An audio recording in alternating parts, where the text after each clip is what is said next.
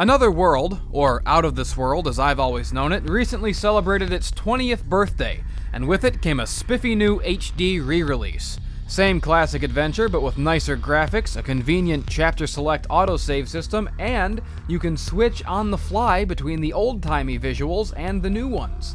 How about that? This enduringly one-of-a-kind little masterpiece was created by Eric Chahi and represents what is quite possibly the most perfect distillation imaginable of one of my favorite story archetypes, that of the strange odyssey.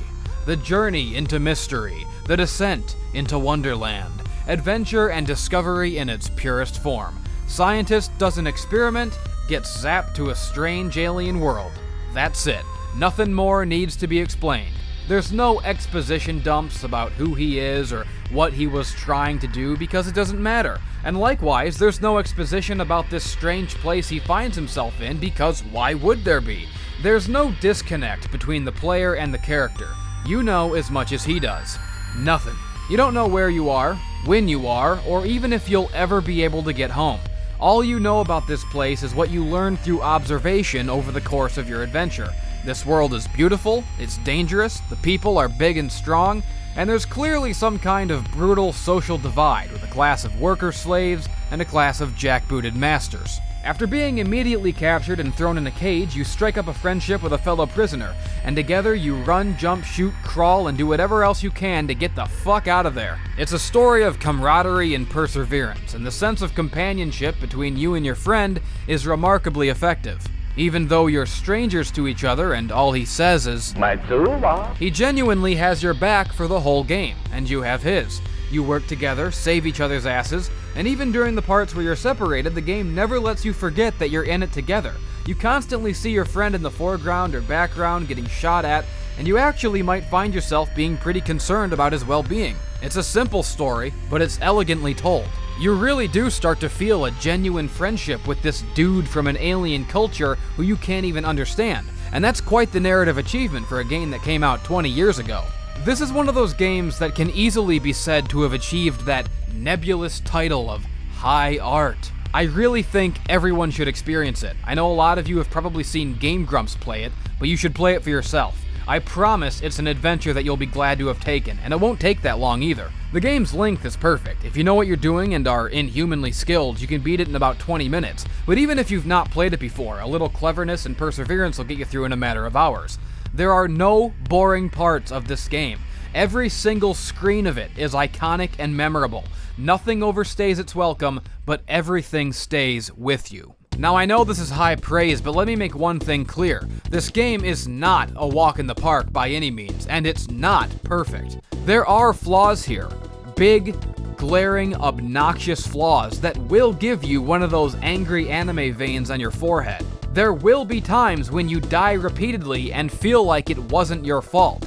Times where the controls seem to trip over themselves and your character just isn't doing what you fucking want him to do. And in a game with such little margin for error, these moments go well beyond the realm of minor annoyances and deep into the territory of putting your foot through the fucking TV screen. The controls are a sluggish nightmare. It feels like your hands are engulfed in hot wax and you're trying to write Chinese calligraphy on a half-melted marshmallow. The main character moves with all the agility of a plastic bag full of baked beans, and any scenario that requires precision is like trying to tattoo your own face on your face with a tattoo needle taped to your own flaccid penis. Making some of these jumps is like doing ballet in a tar pit, and these quick hair trigger shootouts are like spitting on a fruit fly while dodging snowflakes on a mechanical bull. Swimming through these tunnels is like trying to fuck amuck and getting stuck, and figuring out this keypad puzzle is like learning someone's PIN number by tracing the fingerprints with your tongue. I got about 971 more of these wacky analogies, but I think you get the point. The controls are clunky and unresponsive, and the mechanics are often frustrating.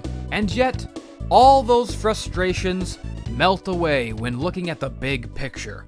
What truly makes this game so beloved and unforgettable to those who've played it is that to this day, there is simply no other game like it. It's almost its own entire genre. In fact, the only other game that I can think of that plays even remotely similar to it is Heart of Darkness, also by Chahi. It might sound like I'm telling you to overlook the game's flaws, but what I'm actually saying is that you don't have to. You can acknowledge those flaws all you want, but if you persevere through the hardship and complete the adventure, you're gonna love every dimple on this game's ass. Another World is the ultimate example of a diamond in the rough. While flawed in some ways, those flaws are ultimately completely meaningless.